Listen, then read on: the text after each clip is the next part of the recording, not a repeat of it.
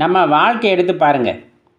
ஒரு கஷ்டம் வந்துருச்சுன்னா அது நம்மளால் வந்தது அப்படின்னு யாரும் யோசிக்க மாட்டாங்க. நம்ம செஞ்சதுனால தான் வந்திருக்கும். ஆனால் அப்படி யாருமே பழி ஏற்றுக்க மாட்டாங்க. உடனே உன்னையே நம்பியிருந்தேன்ல, இவ்வளோ கஷ்டத்தை கொடுக்கலாமா, உன்னை வழிபட்டால் இவ்வளோ கஷ்டத்தை கொடுப்பியா அப்படின்ட்டு எல்லா கேள்வி கணக்குகளையும் இறைவனை நோக்கியே எறிவார்கள்.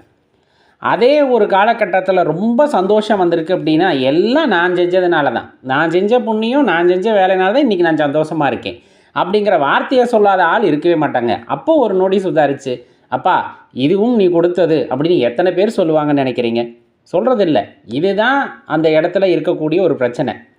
கடினமான சூழ்நிலை வந்தாலும் சந்தோஷமான சூழ்நிலை வந்தாலும் அது இறைவன் கொடுப்பது என்பதை உணர்ந்து அதை கடந்து போகின்றவன் ஞானியாகின்றான். பெரும்பாலும் பார்த்திங்கன்னா சிவனடியார்கள் அந்த மாதிரி தான் வாழ்ந்து வருகிறார்கள். கஷ்டமோ நஷ்டமோ இறைவன் கொடுப்பது அப்படின்னு போயிட்டால் வாழ்க்கை சந்தோஷமாக இருக்கும்.